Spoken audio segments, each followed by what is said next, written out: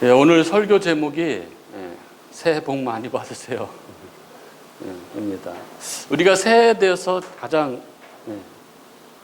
많이 들은 말이 새해 복 많이 받으세요 인 것 같습니다. 주중에 계속 뭐 손님들도 해서 보면은 새해 복 많이 받으세요 이렇게 인사를 했는데, 지난주 제일 많이 한 말이 새해 복 많이 받으세요 라는 말인 것 같습니다. 여기 이 새해 복 많이 받으세요 라는 이 짧은 인사, 짧은 인사지만은 이 안에는 많은 마음이 담겨 있는 것 같습니다.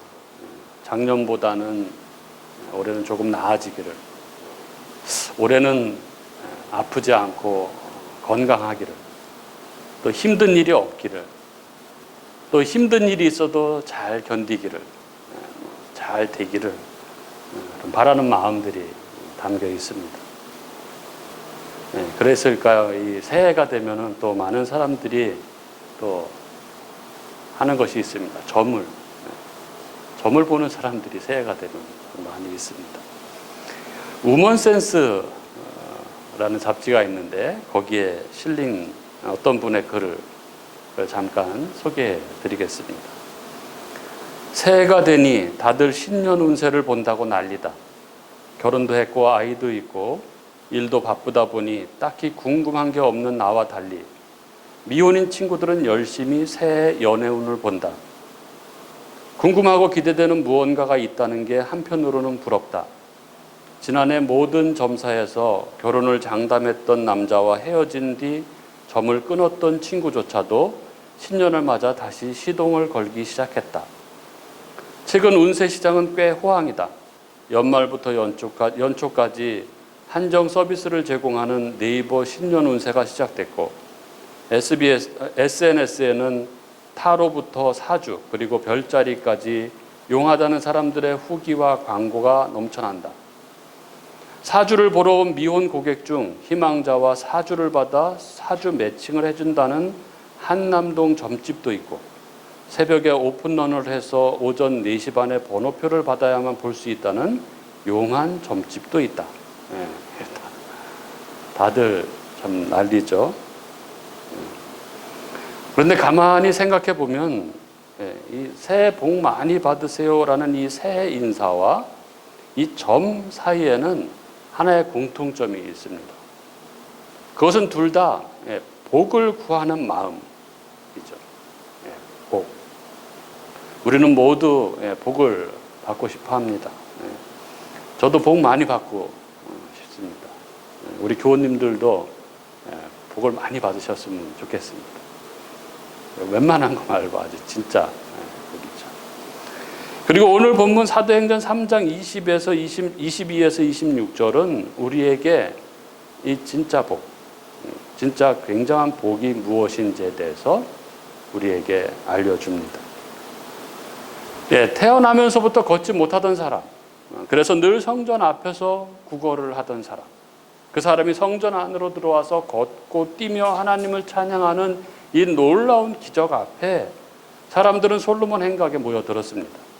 그리고 그들은 베드로 일행을 주목했습니다. 그때 베드로는 사람들의 시선을 단호하게 돌립니다. 이 일은 우리가 한 것이 아니다 하는 것이죠.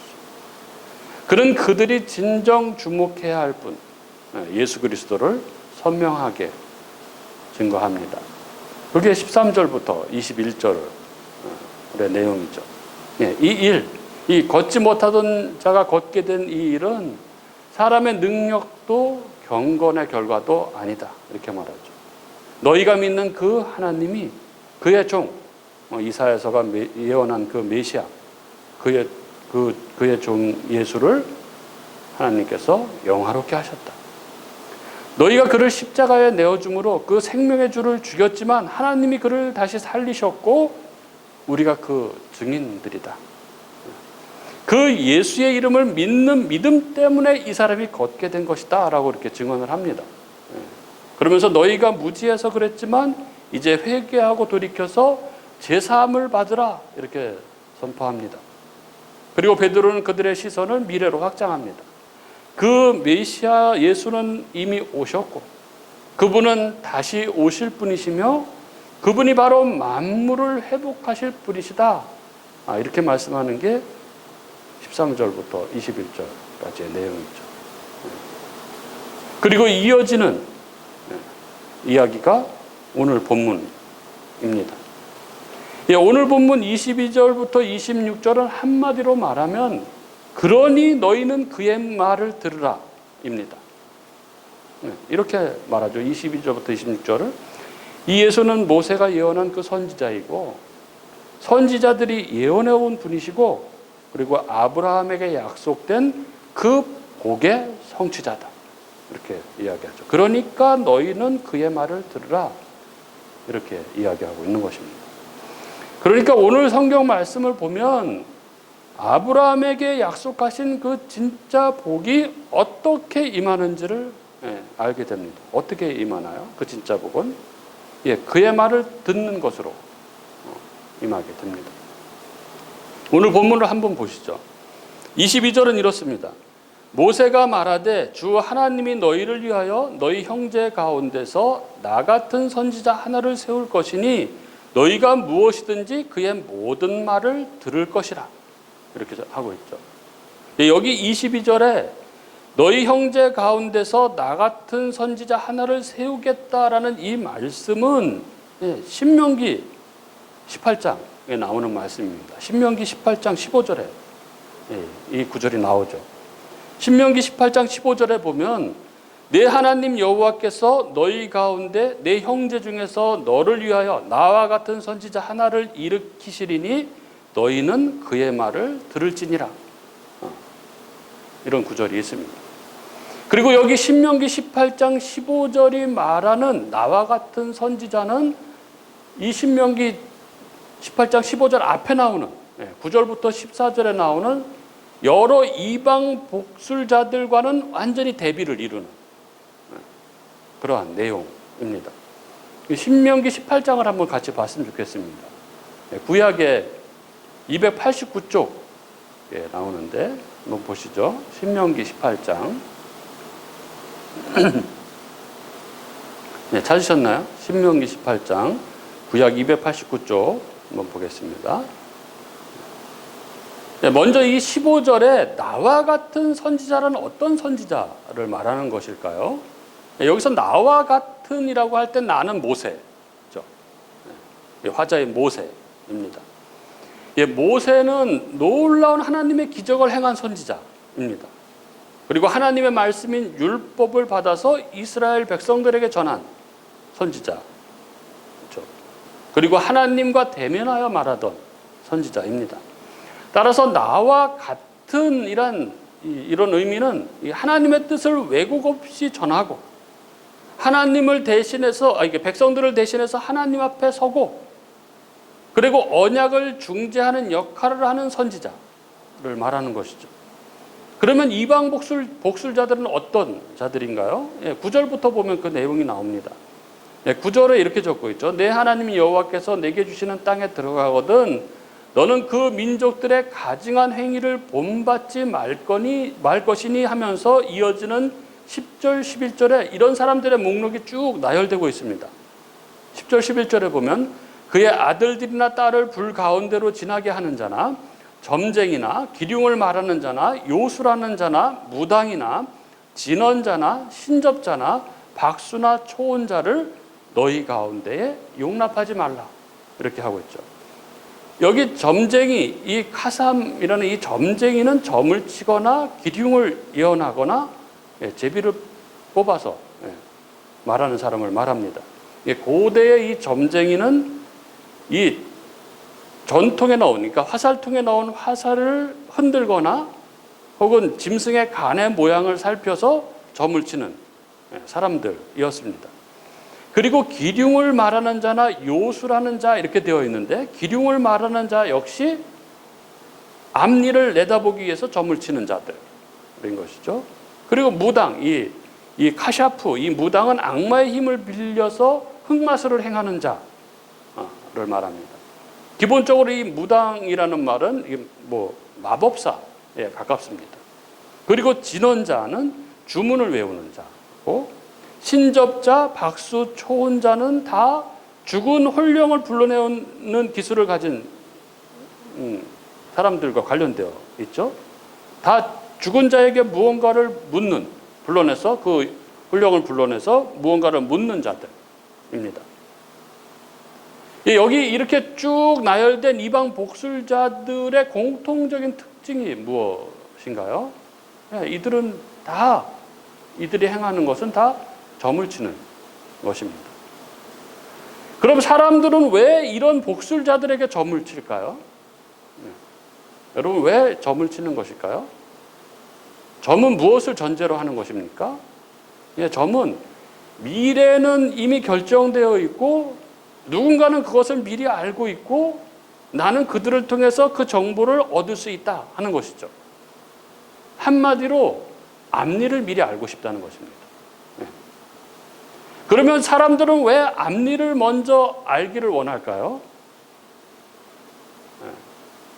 이것은 통제 욕망입니다. 내 앞날을 내가 통제하고 싶은 욕망인 것이죠. 내 미래를 내가 관리하고 싶은 마음입니다.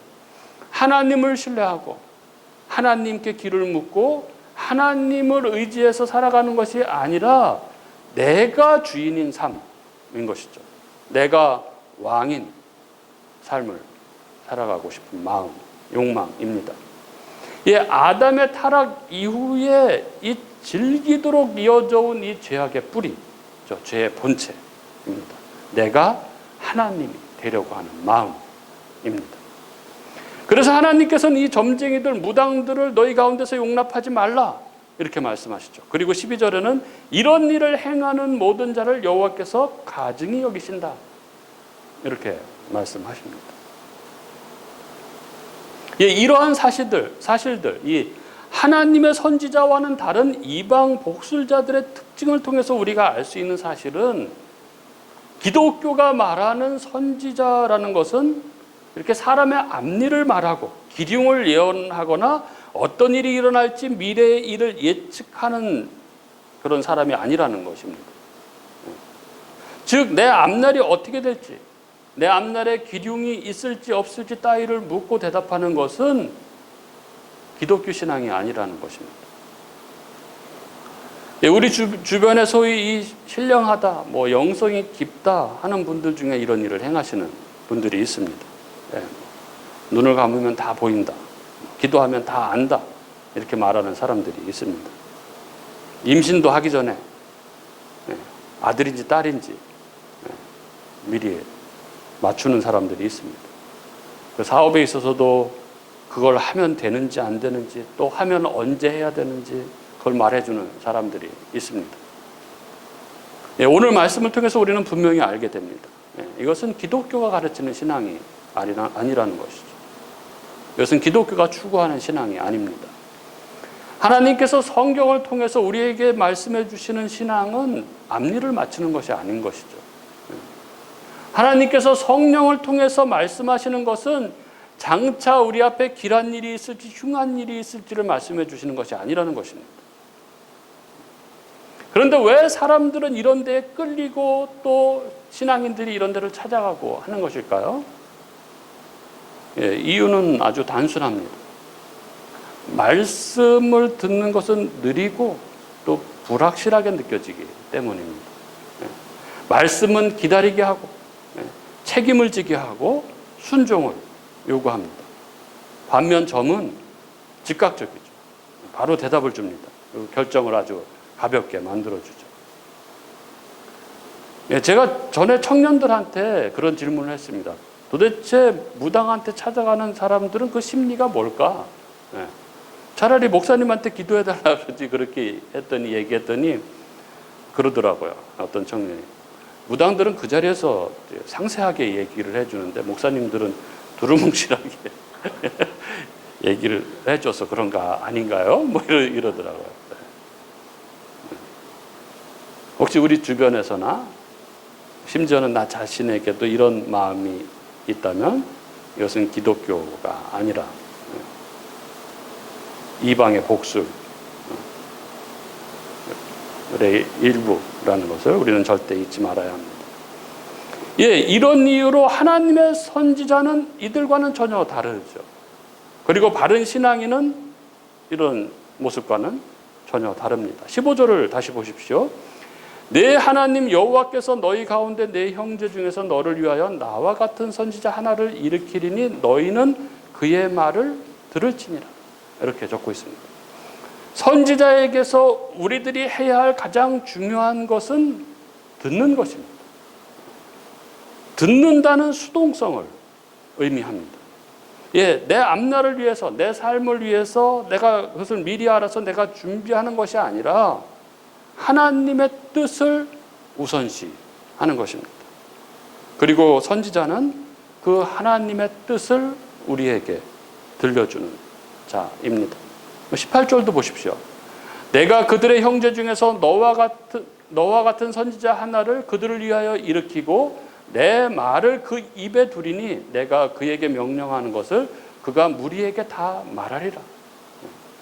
하나님께서 모세를 통해서 약속하신 것은 그 선지자에게 내 말을 그 입에 두겠다입니다. 그렇다면 15절에 너희, 이 출애굽한 이스라엘, 지금 하나님의 백성들이죠. 그들에게 중요한 것은 무엇인가요? 역시 듣는 것입니다. 하나님께서 선지자의 입에 둔 말, 그가 전하는 하나님의 뜻을 듣는 것입니다.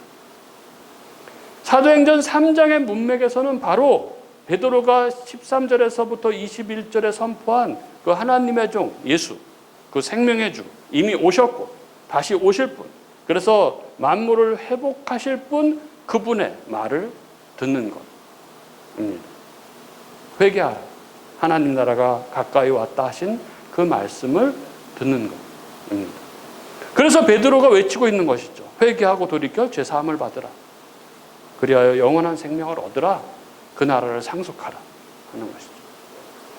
그리고 이것은 멸망이냐 구원이냐를 가르는 중대한 문제라는 것입니다. 그래서 23절은 이렇게 적고 있습니다. 누구든지 그 선지자의 말을 듣지 아니하는 자는 백성 중에서 멸망받으리라. 그리고 24절은 이렇게 적죠. 또한 사무엘 때부터 이어 말한 모든 선지자도 이때를 가리켜 말하였느니라. 사무엘서부터 구약의 모든 선지자들이 예언한 것이 다 이 예수로 말미암는 구원을 이야기한 것이라는 것입니다. 그리고 25절, 26절에서 베드로는 결론적으로 이렇게 선언을 합니다. 너희는 선지자들의 자손이요 또 하나님이 너희 조상과 더불어 세우신 언약의 자손이라. 아브라함에게 이르시기를 땅 위의 모든 족속이 너의 씨로 말미암아 복을 받으리라 하셨으니 하나님이 그 종을 세워 복 주시려고 너희에게 먼저 보내사 너희로 하여금 돌이켜 각각 그 악함을 버리게 하셨느니라. 예, 하나님은 아브라함에게 약속하신 그 복을 이루시기 위해서 그의 씨, 제라, 단수입니다. 예수 그리스도 말씀하시는 것. 그 씨를 보내셨고 그 복은 앞일을 미리 알아서 내가 미리 준비하는 것이 아니라 그 진짜 복은 죄에서 돌이켜 하나님께 돌아오는 그 은혜죠. 그래야 하나님 나라에 참여하게 되는 은혜다라고 말하고 있는 것입니다. 예, 이 복은 죄로부터의 구원입니다. 그래서 멸망이 아니라 참 생명, 영생을 얻는 것입니다. 그래서 하나님과 영원히 함께하는 그 나라로 들어가는 것, 그게 복입니다. 그런데 우리가 구원받고 영생을 얻어서 하나님 나라에 들어가게 된다는 것이 진짜 복인데, 이게 진짜 기쁜 소식인데, 복음인데 사람들은 이게 왜 와닿지 않는 것일까요?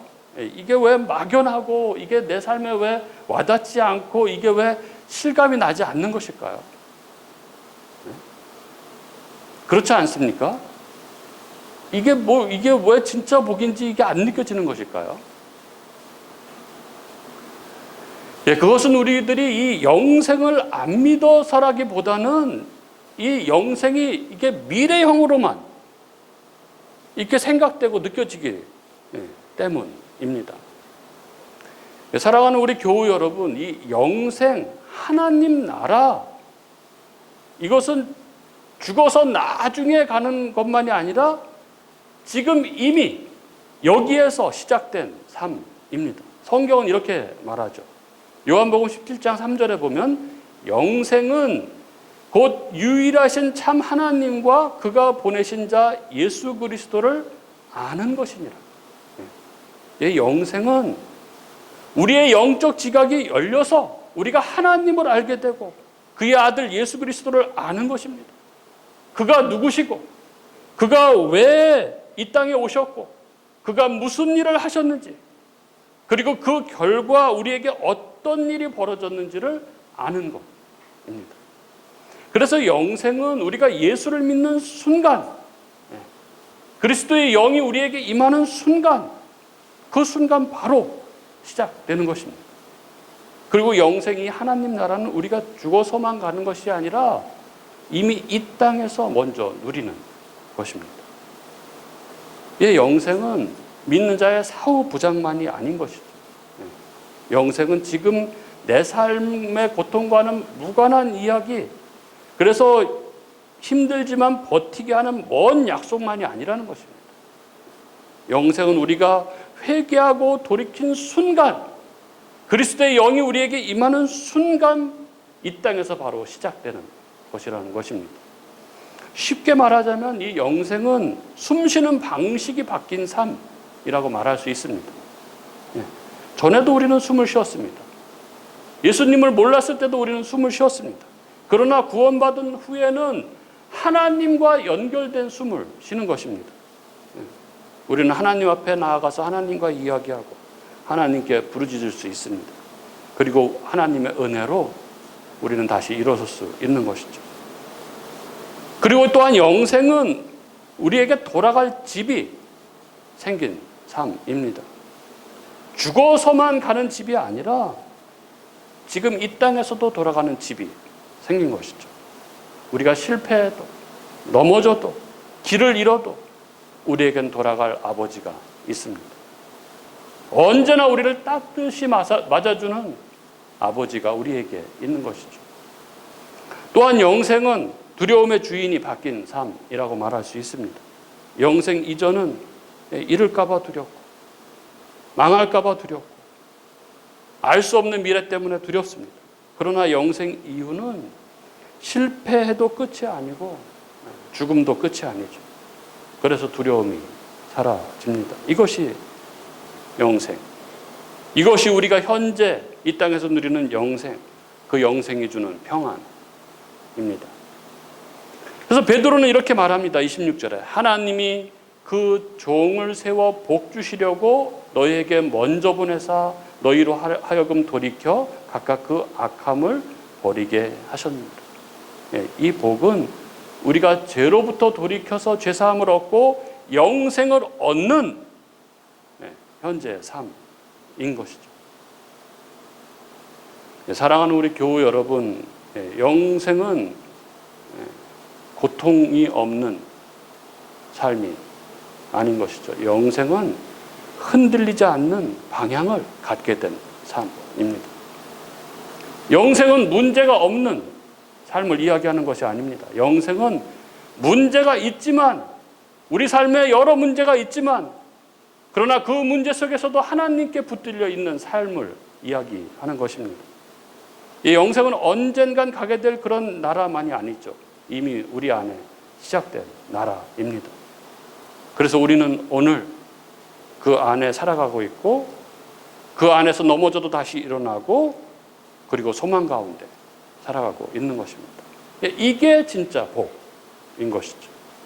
점을 쳐서 미래를 아는 거, 그게 뭐 엄청날 거라고 생각을 하지만 미래를 안다고 두려움이 사라지는 것도 아니고 고통이 없어지는 것도 아닙니다. 오히려 미래를 알수록 사람은 더 불안해지게 되어 있습니다.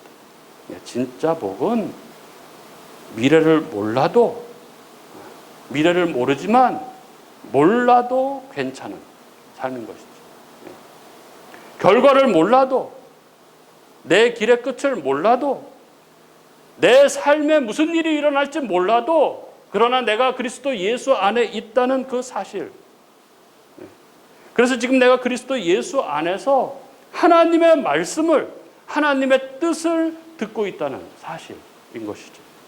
그렇게 지금 내가 그리스도 예수 안에서 이미 하나님 나라를 이 땅에서 살고 있다는 사실, 이게 진짜 복인 것입니다. 우리 교우님들 올 한 해는 이 복, 이 진짜 복을 많이 받으시는 그런 저와 여러분이 될 수 있기를 주님의 이름으로 축복합니다.